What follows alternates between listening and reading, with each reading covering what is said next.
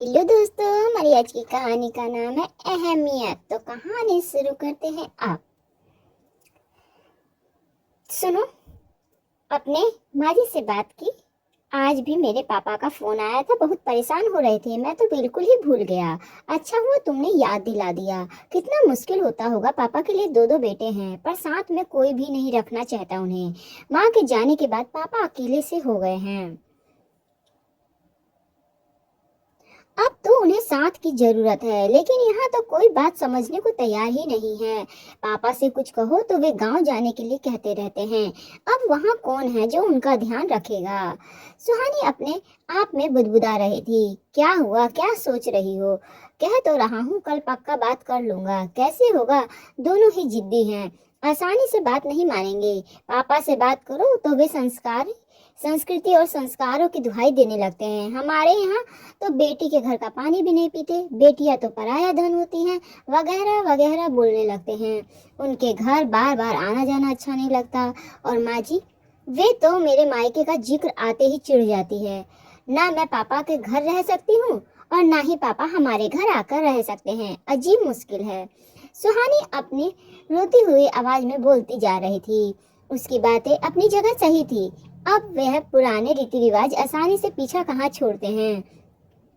मैं आपसे अपनी परेशानी का हल मांग रही हूँ और आप हैं कि मुझे परेशान किए जा रहे हो। कहते कहते सुहानी चुप हो गई। यह बहुत बढ़िया है।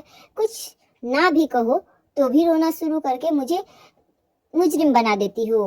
अब तुम ही बता दो कि मुझे क्या करना है। एक बार आप बात करके देखो। आप कहेंगे तो पापा का मन नहीं मना नहीं कर पाएंगे। कहते हुए सुहानी मुस्कुरा गई और कहने लगी, मैं कहूंगा तो शायद मना नहीं कर पाएंगे, पर मैं एक बात और सोच रहा हूँ। माँ को कैसे मनाया जाएगा? माँ भी तो पुराने विचारों वाली है और ऊपर से उनका स्वभाव भी थोड़ा गर्म है। कहीं उन्होंने कुछ कह दिया तो मुझे डर लग रहा है कि तुम्हारे पापा की स्थिति आसमान से गिरे खजूर जैसी हो जाएगी। जानती हूँ मैं, पापा की स्थिति कोई खास परिवर्तन नहीं होगा, पर यहाँ मैं तो रहूंगी ना। मैं उनका ध्यान रखूंगी तो सब सही होगा। बस आप एक बार माँ जी से बात करके देखो। मेरे कहने से तो बात बिगड़ जाएगी। अगले दिन शाम को घर लौटते हुए अमित गुलाब जामुन और कचौड़ी लेकर आया। दोनों ही चीजें माँ को बहुत पसंद थी। पापा को जब भी अपना मन माना काम करवाना होता था तो यही फार्मूला अपनाते थे। तो सुहानी जल्दी से अदरक वाली कड़क चाय बनाकर माँ के कमरे में लेकर आ गई। गर्मा गर्म कचौड़ी लेकर आया हूँ। बेटा कहा, माँ कहाँ हो तुम? मैं कहाँ जाऊंगी इन चारों कोनों को छोड़कर। अब तो घर के चारों कोने मेरे लिए चार धाम बन गए हैं। क्या बात है, आज तो तुम्हारा गुस्सा कचौड़ी से भी ज्यादा गर्म है। साड़ी जो तू बनारस से लाया था ना, अलमारी खुलकर देखा तो कोने में जैसे के तैसे पड़ी है। तेरी बहू से प्रेस करने के लिए कहा, पर इसे मेरी बात कहाँ याद रहती है। मेरे हाथ में दर्द नहीं होता तो मैं खुद ही कर लेती। भूल गई होगी। तुम कल मुझे दे देना, ऑफिस जाते वक्त प्रेस को दे दूंगा। पता नहीं सारा दिन क्या करती रहती है ये। एक तू ही है जो मेरा ख्याल रखता है, वरना मैं तो कब का चार धाम की यात्रा पर निकल गई होती। कचौड़ी लाया है तो गुलाब जामुन भी जरूर लाया होगा। कैसे रात को खाने के बाद गुलाब जामुन भी खाएंगे? कुछ तो गड़बड़ है जो तू मुझे इतना मक्खन लगा रहा है। बता क्या बात है? कुछ भी तो नहीं? तुम्हें तो हर वक्त दाल में काला ही नजर आता है। अच्छी तरह से जानती हूँ तुझे। यह सब तूने अपने पापा से ही सीखा है। कोई ना कोई ऐसी बात जरूर होगी जिसके लिए मैं मना कर दूंगी। माँ, आज भी तुम मेरे मन की बात जान लेती हो। अमित भावुक हो गया। माँ हूं ना, मुंह की थोड़ी कड़वी जरूर हूँ, पर दिल चाशनी से भी ज्यादा मीठा है। जानता हूँ। आकाश ने माँ का हाथ अपने हाथों में लेकर कहा, सुहानी के पापा के बारे में बात करनी है। उनको यहाँ बुलाने की सोच रहे हैं आपसे। इसमें पूछने वाली क्या बात है? राय लेने में क्यों मना कर दूंगी क्या मैं? बात को बीच में काटते हुए ही माँ बोली, नहीं, वह बात ऐसी है कि सुहानी की भाभी को उनका घर में रहना ये पसंद नहीं है। इसलिए ही बात बात पर घर में झगड़े होते रहते हैं। इसीलिए सोच रहे थे कि तेरा दिमाग तो खराब नहीं हो गया है जो ऐसी बेसिर पैर की बातें कर रहा है। 2-3 दिन की बात अलग थी, यहाँ रहने लगेंगे तो लोग क्या कहेंगे? जितने मुंह उतनी बातें। किस किस को समझाते फिरेंगे? हम लोगों की चिंता क्यों करें? 2-3 दिन बात बनाकर चुप हो जाएंगे। मेरी बात तो तुम्हें हमेशा बुरी लगती है। कुछ कहने का फायदा तो है नहीं। तुमने सुहानी के पापा को पूछ ही लिया है। अभी तो कुछ दिन रहने के लिए बुलाएंगे और फिर थोड़े दिनों के बाद कहोगे कि हमें हमेशा के लिए रखना है। फिर धीरे धीरे मतलब कि सारी खिचड़ी पक चुकी होगी, बस मेरे ही नाम का लगाना बाकी है। जब तुम दोनों अपना मन बना चुके हो तो मुझसे पूछने की क्या जरूरत है? घर तुम्हारा है, जिसे चाहे रखो। मैं कौन होती हूँ मना करने वाली? पर एक बात अच्छे से समझ लो, मैं अपना कमरा नहीं छोड़ूंगी। जिसे जहाँ रहना है रहे, मुझे कोई फर्क नहीं पड़ता।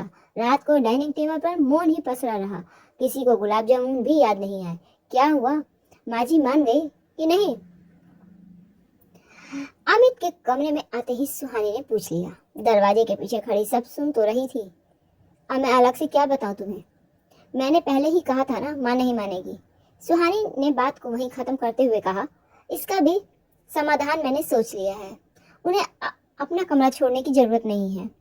मैंने बात कर ली है कि वह ड्राइंग रूम में दीवान पर सो जाएगा। आप पापा से बात कर लो, वह ट्रेन का टिकट कटवा लेंगे। कल रविवार है, आप भी घर पे होंगे और वह भी आ जाएंगे। ठीक है, जैसा तुम कहो, हम तो तुम्हारे गुलाम हैं। जैसा आदेश दोगी मानना ही पड़ेगा। पर पापा के आने के बाद हमें भूल मत जाना, कहकर अमित ने सुहानी को अपनी बाहों में ले लिया। कुछ दिनों के लिए पापा घर आने के लिए राजी हो गए, पर माँ के तेवर बदले हुए थे। उन्होंने एक बार भी पापा से ढंग से बात नहीं की। शायद उन्हें यहाँ आना ठीक नहीं लगा। पहले तो उन्हें कभी ऐसा व्यवहार नहीं किया। पापा ने सुहानी से भी कहा भी, सुहानी बहुत कोशिश करती कि उसकी सासू माँ उससे ठीक से पेश आए, लेकिन होता वही था कि घर का माहौल सामान्य रहे, पर कभी बिजली कड़कने लगती तो कभी ओले के साथ तेज बौछारें। इतनी ठंडक होने के बावजूद भी घर का तापमान हमेशा गर्म रहता। हर कदम फूक फूक कर रखना पड़ता। पता नहीं कब तूफान आ जाए। बहू, यह गीजर खराब हो गया है क्या? गर्म पानी नहीं आ रहा। आज शायद पापा पहले नहाने चले गए, इसीलिए पानी खत्म हो गया होगा। आप मेरे बाथरूम में नहा लीजिए। कोई नहीं, आज थोड़ी देर में नहा लूंगी। इतने टाइम भूखी ही रहूंगी, क्योंकि बिना नहाए मैं खाती नहीं। अब तो यह सब चलता ही रहेगा। सुहानी, कहाँ हो तुम? मेरा लंच तैयार हुआ कि नहीं? ला रही हूँ, डाइनिंग टेबल पर रखा है। आज तो आपने बचा लिया, वरना माँ जी का गुस्सा जाने कितने देर और सुनना पड़ता है। इसीलिए तो तुम्हें आवाज देकर बुला लिया, वरना थोड़ी देर में तुम्हारी गंगा जमुना दोनों धाराएं एक साथ बहनी शुरू हो जाती। आज कहानी यहीं खत्म नहीं हुई थी। शायद आज सुहानी का दिन ही खराब था। दोपहर को खाने के समय बहू, आज खाने में रहर की दाल क्यों बनाई? भूल गई क्या? मुझे यह दाल बिल्कुल भी अच्छी नहीं लगती और ना ही मुझे पसंद है। क्या अब मेरी यह स्थिति हो गई है कि मुझे घर में अपने पसंद का खाना भी नहीं मिल पाएगा? नहीं माँ जी, ऐसा नहीं है। मैंने भिंडी भी बनाई है। आज भैया को खाना ले गए थे, इसीलिए सब्जी खत्म हो गई है। मतलब खत्म हो गई है क्या? मतलब दूसरी सब्जी नहीं बना सकती? या बाजार में सब्जी वालों की हड़ताल है? उबले आलू रखे हैं, कभी भून कर लाती हो? सुहानी ने उन्हें मनाने की पूरी कोशिश की। रहने दे, मुझे दिखाने की बातें मत बना। अब मेरा खाना खाने का मन भी नहीं है। उबले आलू को 2-4 पकौड़ियाँ तल के ले आ। तली हुई चीजें खाने से आपकी तबीयत खराब हो जाएगी, सुहानी कहना चाहती थी, पर कह ना पाई। वही हुआ जिसका डर था। शाम होते होते माँ जी की तबीयत खराब होनी शुरू हो गई। आज तो उल्टी रुकने का नाम ही नहीं ले रही थी। क्या करूं? अब तक तो अमित मुंबई के लिए निकल गए होंगे। इन्हें भी आज बाहर ही जाना था। पिछली बार तो अस्पताल ले जाना पड़ा तो सुहानी घबरा कर बड़बड़ाने लगी। पहले तो तू शांत हो, सब ठीक हो जाएगा। अपनी सास को ORS का घोल बनाकर लगातार पिलाती रहो। इससे शरीर में नमक और चीनी की कमी नहीं रहेगी और जान भी बनी रहेगी। और हाँ, मुझे पिछली बार की दवाई का पर्चा दे दे। मैं राहुल के साथ जाकर दवाई ले आता हूँ। रात होते होते रजनी जी की तबीयत में काफी सुधार आ गया। अब आप कैसा महसूस कर रही हैं? पहले से ठीक हूँ। कुछ खाने का मन है? खिचड़ी बना दे? रजनी जी ने सिर हिला के हामी भर दी। रजनी जी ने सुहानी और उनके पापा की बात भी सुन ली, इसीलिए शांतिपूर्वक हाँ कह दिया। मुझे भी अक्सर एसिडिटी रहती है। डॉक्टर ने तला भुना खाने के लिए मना कर रखा है, पर जब मन करता है तो कुछ ध्यान नहीं रहता। आखिर जिंदगी सिर्फ लौकी और तोरी खाकर तो नहीं गुजारी जा सकती ना। उसकी सास ने कहा फीकी मुस्कान के साथ। बेटा, ताश ले आओ। तेरी दादी का मन भी लगा रहेगा और अकेले लेटे लेटे तो मन भी और घबराता होगा। आपको ताश खेलना पसंद है? जी, पहले तो बहुत पसंद था। सुहानी की माँ और मैं रोज ही ताश खेला करते थे, पर जब से वह साथ छोड़कर गई हैं, तब से केवल अकेले समय गुजारने का साधन मात्र बन गया हूँ मैं। राहुल जिद कर रहा था कि मुझे भी ताश खेलना है, सिखाओ। अगर आपको पसंद ना हो तो हम नहीं खेलते। नाना, आपको पता नहीं, दादी तो ताश में चैंपियन है, आज तक उन्हें कोई नहीं हरा पाया है। क्या जबरदस्त खेलती हैं। मैं इसीलिए तो आपसे ट्रिक सीख रहा हूँ। मुझे एक दिन दादी की जरूर हराना है ना दादी? जल्दी से ठीक हो जाओ, फिर मैं तुम्हें हराऊंगा। मुझे क्या हुआ है, मैं तो ठीक हूँ। तू पत्ते बाट। आपकी तबीयत कहते कहते कैलाश जी चुप हो गए, शायद खेलने में के रूप में बदल गए। पापा, अमित ने कल डॉक्टर का अपॉइंटमेंट ले लिया है, मुझे तो राहुल के पेरेंट्स मीटिंग में जाना है। क्या आप माँ जी को दिखा लाएंगे? हाँ हाँ, क्यों नहीं, मैं चला जाऊंगा। बहू, अमित कब तक आएगा? वे तो आज ऑफिस में ही मुंबई चले गए हैं, 3 दिन बाद आएंगे। कोई बात नहीं, जब वह आ जाएगा तब दिखा देंगे। शायद रजनी जी को सुहानी के पापा के साथ जाने में संकोच हो रहा था। कैसी बातें कर रही हैं आप? तबीयत आपकी खराब है और आप डॉक्टर को दिखाने में कुछ दिन और लगाएंगी। शायद आपको मेरे साथ जाने में संकोच हो रहा है। आप तो जानते हैं, जैसे ही बाहर निकलेंगे गली मोहल्ले वाले सबकी नजर पड़ेगी, पता नहीं क्या क्या बातें बनाएंगे। 2-3 दिन की तो बात है, जैसे ही अमित वापस आ जाएगा तो मैं डॉक्टर को दिखा आऊंगी। अब तो मैं सही भी हो गई हूँ। रजनी जी ने बात को संभालने की पूरी कोशिश की। आपको मेरे साथ जाने में परेशानी है तो इसका भी हल है। आप अमित जी की कार में चले जाइए, ड्राइवर आपको डॉक्टर के यहाँ छोड़ देगा और मैं थोड़ी देर में ऑटो से आ जाऊंगा। कैलाश जी ने जब अधिकार पूर्वक कहा तो रजनी जी को उनकी बात माननी ही पड़ी। सुबह जैसे निश्चय हुआ था उसी के अनुसार रजनी जी ड्राइवर के साथ चली गई। थोड़ी देर बाद कैलाश जी भी ऑटो के साथ वहां पहुंच गए। आप आ गए? बहुत देर हो गई, मुझे तो घबराहट होने लगी थी। पता नहीं दोपहर का समय है, फिर भी ट्रैफिक बहुत मिला। क्या आपका नंबर आ गया? नहीं, अभी 3 लोगों के बाद है। आप कुछ लेंगे, पानी या चाय? मैं भी जल्दी से घर से लाना भूल गई जल्दीबाजी में, ऐसा उन्होंने कहा।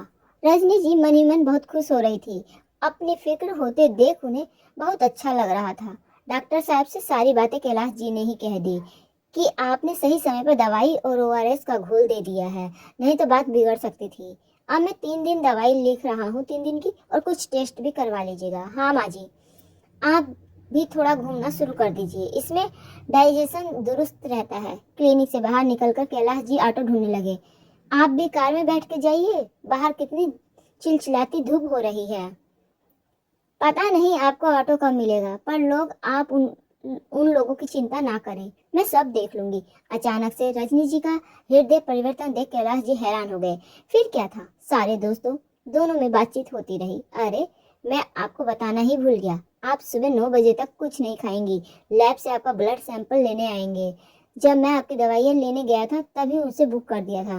भाई साहब कितने सरल और सहज हैं, सब काम चुपचाप निपटा दिया।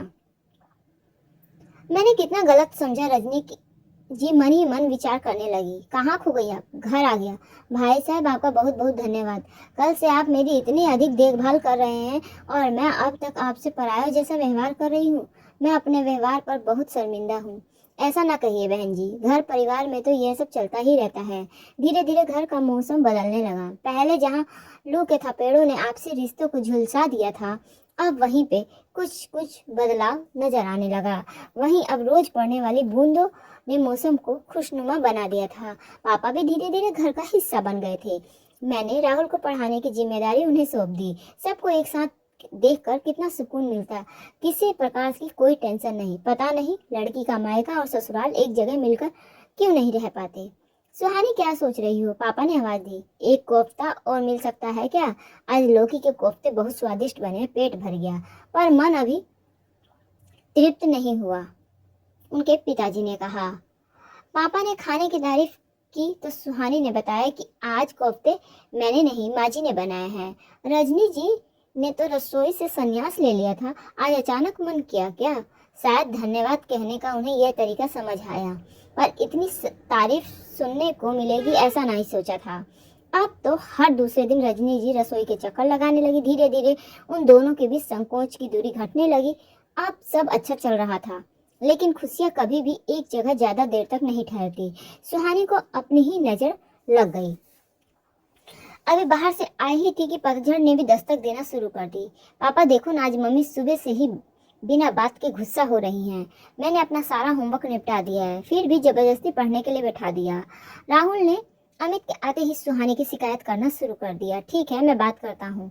क्या हुआ? आज बिन बादल, बिजली और बरसात दोनों एक साथ? भैया का फोन आया था, कह रहे थे कि ऑफिस के काम से दूसरे शहर बुला रहे हैं उन्हें, और सीमा दोनों को ही वहां जाना पड़ेगा। बच्चों के स्कूल अभी बंद है, इसलिए वे दोनों घर पर ही रहेंगे। पापा घर पर आ जाते हैं तो उन्हें बच्चों की कोई चिंता नहीं रहती है। कितने खुदगर्ज हो गए हैं भैया। इतने दिन हो गए पापा को यहाँ आए हुए, मगर एक भी फोन नहीं, और आज जब उन्हें जरूरत पड़ी है तो तुरंत फोन कर दिया। कहीं नहीं जा रहे पापा, अब तो उनका यहाँ मन भी लग गया। वह तो ठीक है, पर एक बार पापा को तो बता दो। अगर उनका मन वहाँ जाने का नहीं होगा तो मैं खुद भाई को मना कर दूंगा तुम्हारे। रात को डिनर के समय भी भाई का फोन आ गया। घर वापस आने के लिए कह रहे हैं। कैलाश जी ने सबको बताया। पता है मुझे, पर अब आप वहां नहीं जाएंगे पापा की। ये क्या बात हुई? पहले तो उन्हें आपका ध्यान नहीं आया, और अब जरूरत पड़ी तो बेटी ऐसा नहीं कहते। समय पर अपने ही अपनों के काम नहीं आएंगे तो अभी कैलाश जी की बात ही नहीं खत्म हुई थी कि रजनी जी ने भी सुहानी का समर्थन किया। सही ही तो कह रही है सुहानी। ये क्या बात है? जब उन्हें जरूरत है तो बुला रहे हैं, नहीं तो कोई पूछता भी नहीं है एक बार। कल को जब जरूरतें खत्म हो जाएंगी तब क्या होगा? आपको वहां नहीं जाना चाहिए। बच्चों को भी तो आपकी अहमियत का पता चले। सब रजनी जी की बात सुनकर आश्चर्यचकित रह गए। कहाँ तो माँ उनके आने का विरोध कर रही थी, और अब वहां जाने के लिए मना कर रही हैं। शायद इतने दिनों से जिस अकेलेपन को वह झेल रही थी वह अब भरने लगा था। नहीं रजनी जी, मुझे जाना ही पड़ेगा। बेटा खुदगर्ज हो सकता है, पर एक पिता कभी नहीं। अगर मैं भी उसकी तरह व्यवहार करूंगा तो उसमें और मुझमें अंतर ही क्या रह जाएगा। यह बात सुनकर मैं अपने बेटे को सही संस्कार देने में नाकामयाब रहा, पर कोशिश करूंगा कि आने वाली पीढ़ी को संभाल सकूं। पापा अपनी जगह सही थे, और हम सबकी चिंता भी अपनी जगह सही थी। कोई नहीं चाहता था कि पापा वापस जाए। आपके घर में आने से रौनक हो गई है, और आप चले जाएंगे तो फिर से जाना ही पड़ेगा। आप भी समझती हैं कि बच्चे गलती कर सकते हैं, पर माँ बाप नहीं। मैं आपसे रोज फोन पर बात करूंगा। सुहानी कभी माँ की ओर देखती तो कभी अपने पापा की तरफ। अब वह इसी असमंजस में थी कि ये क्या हो गया। शायद इस उम्र में व्यक्ति को अपनों से प्यार मिले, यही ज्यादा उम्मीद रहती है।